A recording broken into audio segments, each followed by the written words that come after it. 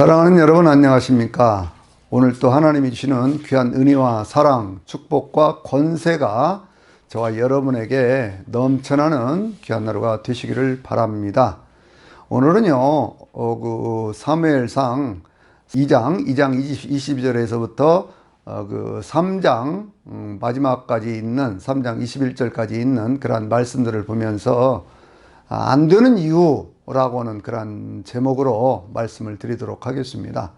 우리는 살아가면서 모든 일들이 다 형통하기를 바라고 모든 일들이 다 잘 되기를 원합니다. 그리고 이미 그 사람이 가지고 있는 사회적인 신분이나 지위나 이런 것들로 봤을 때 참 저 사람은 성공한 사람이야 라고 말할 수 있는 그런 사람도 많이 있어요. 근데 그 삶이 어떤 사람은요 참 화려하고 거창하고 좋았는데 그 삶이 점점 가면서 흐트러져 버리는 그러한 사람들도 있고요. 어떤 사람들의 삶은 시작은 미약했는데 나중에 힘이 창대해지는 그러한 사람도 있습니다. 저는 이 성경에 있는 이 엘리 집안의 몰락하는 그러한 모습들을 보면서요.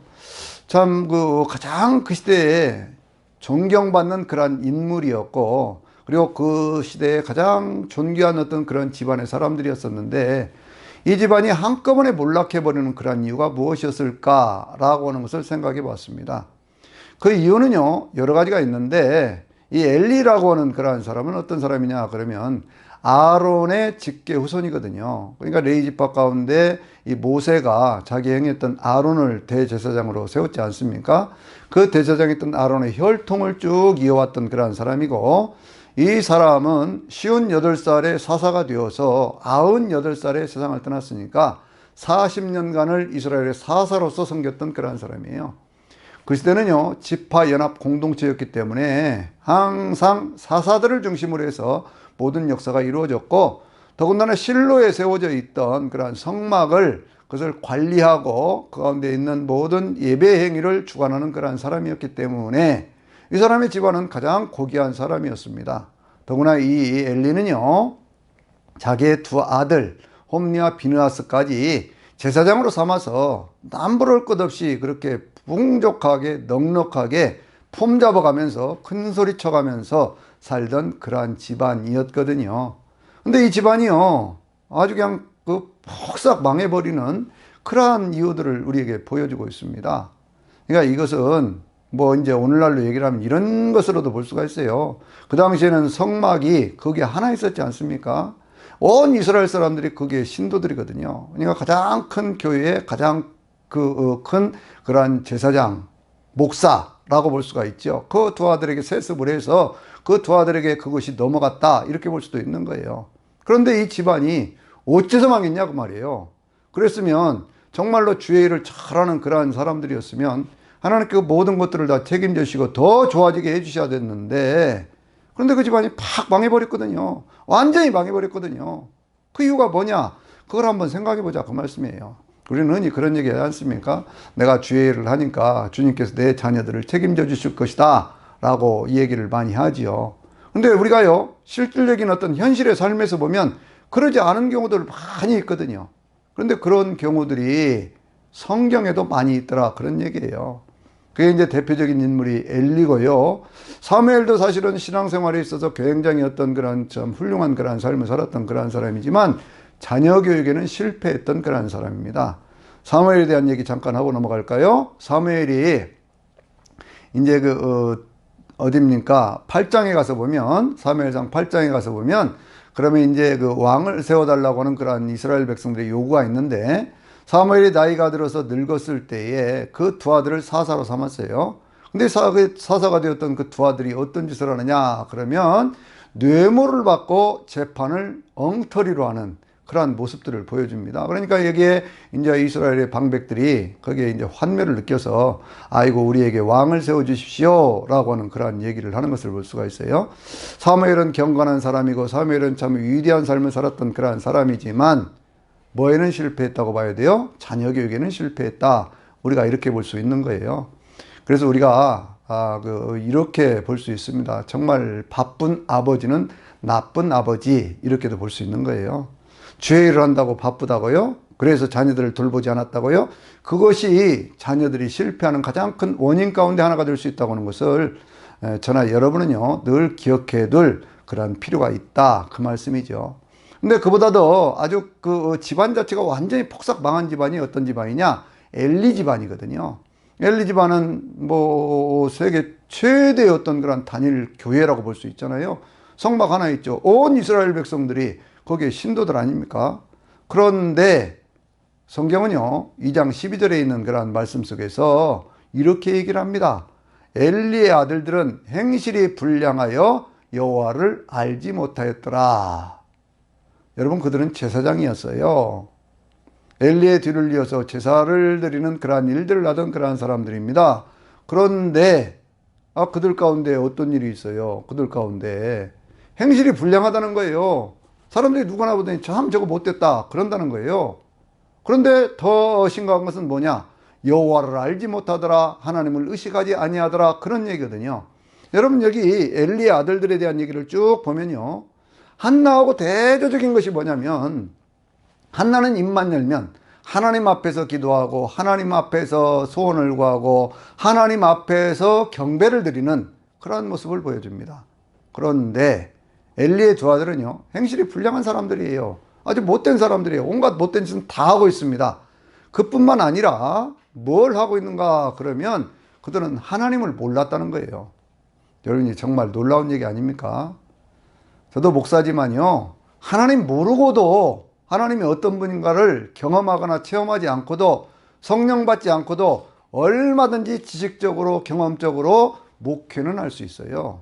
그런데 이것이 결코 복이 아니다 라고 하는 것을 우리는 기억해야 됩니다. 하나님을 알지 못하는 채로 그렇게 어떤 예배를 집례하고 어떤 제사를 지내고 뭘 한다고 하는 것이 그건 가능하다니까요. 배우면 할 수 있는 겁니다. 그런데 하나님을 의식하지 않고 있던 그들의 삶 속에 멸망이 찾아오더라, 그런 얘기예요. 성경은 이렇게 얘기를 하고 있거든요. 거기 이제 2장 17절에 있는 그러한 말씀을 보면은요, 이제 그 과정들이 이런 얘기거든요. 하나님 앞에 이제 이 백성들이 제물을 드리고 예배를 드리고 그러지 않습니까? 그러면 사환들을 보내요.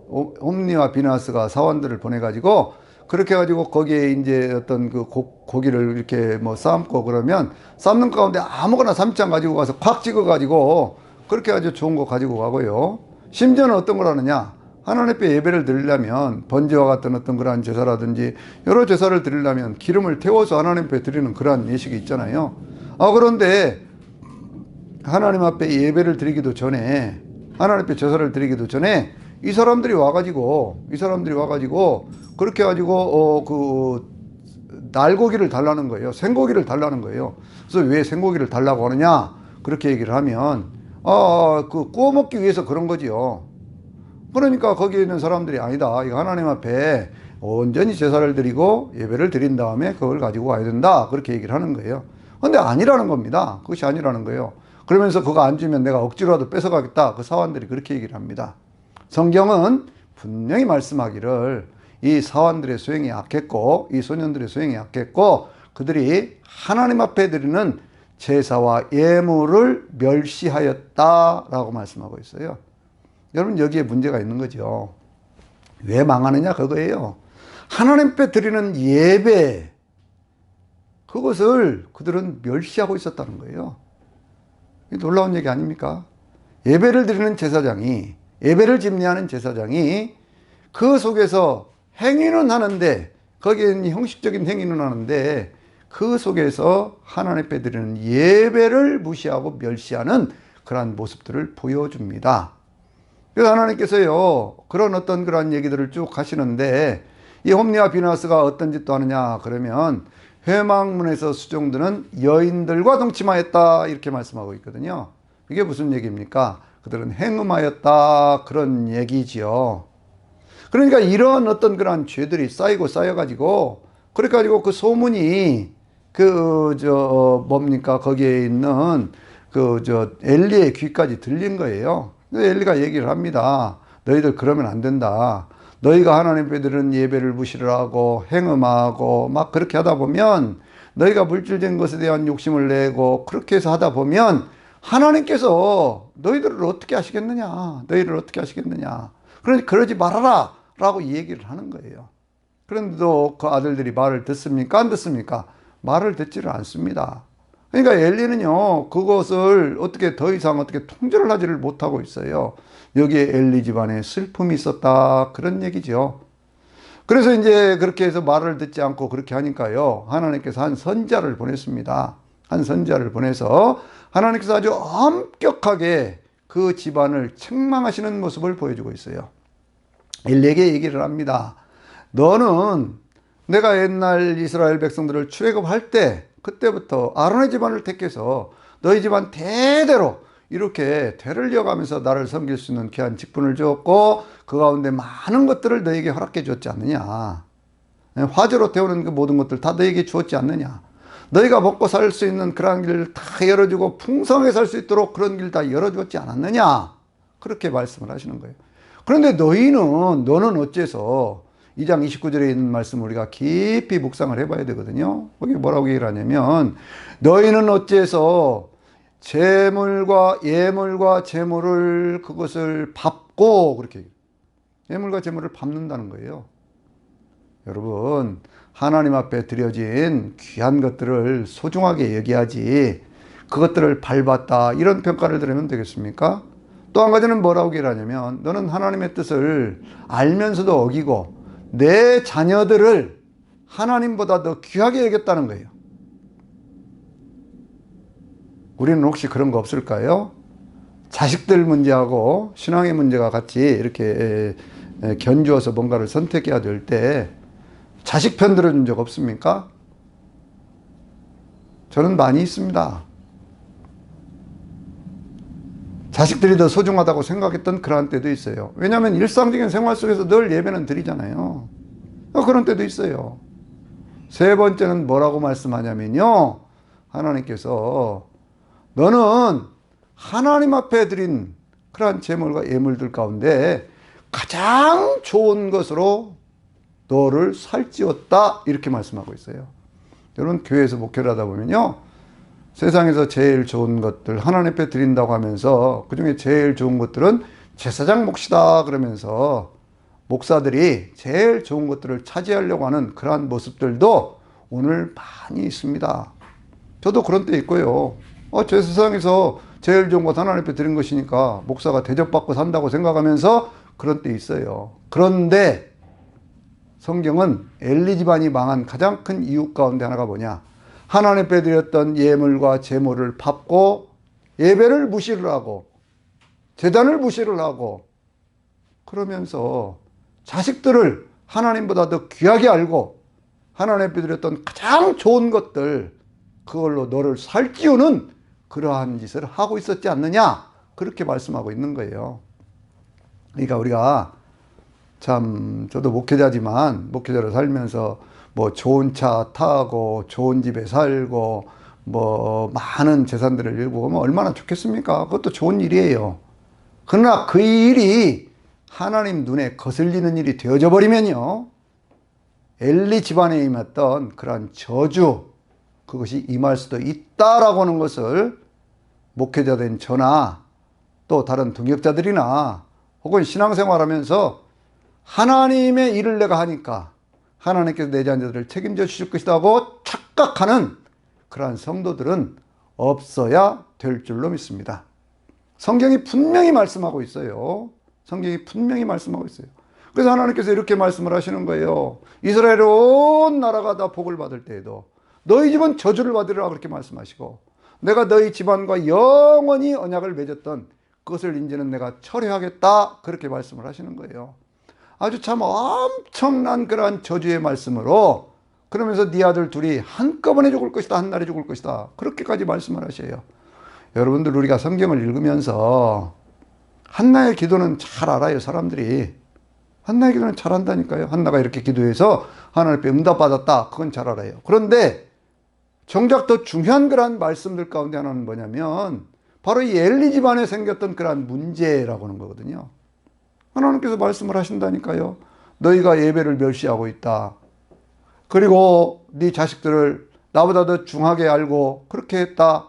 그러면서 가장 좋은 것들, 하나님 앞에 드려진 좋은 것들, 하나님 앞에 마땅히 돌아가야 될 것들을 가지고 너를 살찌우게 했다. 네가 스스로 그렇게 살찌게 했다. 그런 얘기예요. 그러니 그 집안에 저주가 임한다고 주님 말씀하시면서 처음에 아론과 맺었던 그런 계약을 철회를 하셔요. 그러면서 그 집안에 엄청난 그런 저주의 말씀들을 그렇게 주시는 것을 볼 수가 있습니다. 그래서요, 늘 우리는 참 정말 하나님의 말씀 앞에 내 인생을 세워야 돼요. 그리고 그 말씀을 경청할 수 있는 그러한 존재가 되어야 되거든요. 그래서 이제 그와 같은 어떤 그러한 말씀들을 하나님께 주시면서 3장에 가서 보면은요, 거기는 어떤 말씀들이 있느냐 그러면 사무엘이 소명을 받거든요. 어린 사무엘이 하나님의 성전에서 하나님의 음성을 들어요. 그런데 그때는 말씀이 희귀한 시대라고 그랬잖아요. 그런데 사무엘을 계속 하나님께서 부르시는 거예요. 하나님이 부르시는데 3번 부를 때까지 그걸 알아듣지를 못합니다. 엘리가 자기가 부르지 않았는데 자꾸 자기가 얘기를 하니까 아니다. 하나님이 너를 부르신 거다. 그러니 하나님이 부르시면 주여 말씀하옵소서 종이 듣겠나이다 라고 그렇게 대답을 해라. 그렇게 얘기를 하죠. 그러니까 이제 사무엘에게 임하신 하나님께서 다시 한번 엘리의 집안에 대한 얘기를 하시는 거예요. 엘리의 집안에 대한 얘기를 하시면서요, 3장 13절에 보면 거기도 똑같은 말씀을 하십니다. 그 집안이 이제 망할 것이다 그런 얘기예요. 그런데 왜 망하느냐 그랬더니 그들이 아는 범죄 때문에 망할 것이다. 여러분, 이것은 피해갈 수가 없습니다. 왜냐하면 네가 모르는 것 때문에 그러는 것이 아니라는 거예요. 다 알려주었다는 거예요. 아는 것 때문에 망한다는 거예요. 그런데 왜 망하느냐? 회개하지 않았다는 거지요. 다 알려줬는데, 경고했는데, 죄종을 통해서 하나님의 사람을 보내줘서 다 경고를 했는데도, 그런데도 네가 회개하지 않았다. 네가 아는 죄 때문이다. 너는 하나님 앞에 드리는 예물과 제사에 대해서 그걸 멸시하고, 그리고 하나님 앞에 드리는 예배를 오히려 하나님 앞에 드리는 예배가 아닌 것으로 만들어버렸다. 그렇게 말씀을 하는 거거든요. 그런데 그때 엘리가 정말 제사장으로서, 목회자로서 회개했으면 얼마나 좋았을까요? 거기서 정말 피를 토해가는 그런 심정으로 하나님 앞에 회개해가면서 본인이 회개하고 그리고 그 자녀들도 회개하게 했으면 얼마나 좋았을까요? 근데 엘리는 그렇게 얘기하고 말거든요. 그 사무엘이 그렇게 그 말씀을 전해주니까요, 거기서 뭐라고 얘기하냐면 하나님의 선하신 뜻대로 되기를 원한다. 그냥 그러고 말아버려요. 그러니 회개하지도 않고 그냥 그런 일이 있어도 좋다, 그런 식 아닙니까? 그런데 그때 사무엘이 자라가기 시작합니다. 사무엘이 자라가면서 그러면 하나님이 함께 하시거든요. 그러니까 그때 3장 19절에 있는 그러한 말씀을 보면은요, 거기에 이런 말씀이 있어요. 사무엘이 전한 그러한 말씀이 하나도 땅에 떨어지지 않았다. 왜? 하나님께서 함께 하셨기 때문에. 그래서 단에서부터 브엘세바까지 이스라엘 온 백성들이 사무엘이 하나님 앞에 선자로 세우심을 받은 줄로 알게 되었다. 사무엘은 점점 더 성장해 가면서 하나님 앞에 은총을 받고 사람들에게 사랑을 받는 그러한 귀한 존재가 되어져 갔다라고 말씀하고 있거든요. 엘리의 집안이 또 망하게 된 또 한 가지 이유는 4장에 나오는데, 그것은 뭐냐면 하나님을 섬기는데 마치 미신을 믿는 것처럼 그렇게 하는 거예요. 하나님의 언약궤를 가지고 전쟁이 터지거든요. 이 전쟁이 터지니까 전쟁통에 하나님의 언약궤를 가지고 나가요. 여러분, 언약궤는 하나님이 임재하신다는 상징이지 그 자체가 하나님이 아니잖아요. 그래가지고 그것을 메고 가는 것도 아니고 사람들을 시켜서 전쟁에서 한번 지니까 그것 가지고 갔는데 거기서 오히려 전쟁에서 져버리고, 그러면서 거기서 홈리와 비나스가 함께 죽고, 그러면서 엘리도 그 소식을 들으면서 이 의자에 앉아있다가 뒤로 넘어져서 죽고, 그때 나이가 98살이었다니까요. 그리고 그 며느리는 아이를 낳다가 죽고, 그 죽음이 온 집안에 그냥 확 임하게 되는. 그래서 그 며느리가 세상을 떠나면서 아들을 낳으면서 뭐라고 얘기를 합니까? 이가봇이라고 하는 그런 이름을 짓거든요. 하나님의 영광이 떠나갔다, 그런 뜻으로 이야기를 하고 있어요.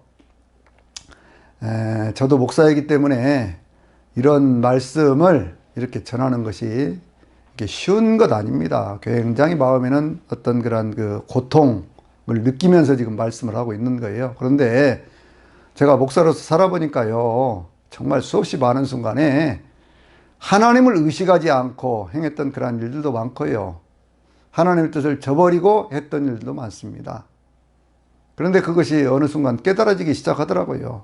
그러면서 하나님 앞에 바로 살아야 되는데, 바로 살아야 되는데 라고 하는 그러한 생각들을 요즘에야 하는 거거든요. 하나님 앞에서 하나님 앞에 갈 그러한 날, 하나님 앞에 섰을 때 적어도 착하고 충성된 종아, 내가 적은 일에 충성하였으니 내가 큰 것으로 내게 상을 주겠다고 말씀하시는 하나님 앞에 서야 될 것 아니냐 하고는 그러한 마음을 갖게 되는 거예요. 여러분, 우리가 이 엘리 집안의 어떤 그러한 임한 그걸 보면서 내가 주의를 하니까 모든 것을 하나님께 책임져 주시고 우리 자녀들도 책임져 주실 것이다, 이런 착각과 환상은 버려야 돼요. 버려야 됩니다. 하나님 앞에 바로 서야 되고 하나님의 뜻대로 살아야 되고 하나님의 뜻을 이루기 위해 살아야 됩니다. 그러면 하나님께서요, 이 생에서의 복과 내 생에서의 복을 함께 주시는 정말 귀하고 귀한 하나님의 은혜와 은총이, 임마누엘의 하나님의 은총이, 세상 끝날까지 함께 하시는 하나님의 능력이 오늘 저와 여러분에게 늘 있게 될 줄로 믿습니다. 그렇게 되시기를 주의 이름으로 축원합니다. 아멘.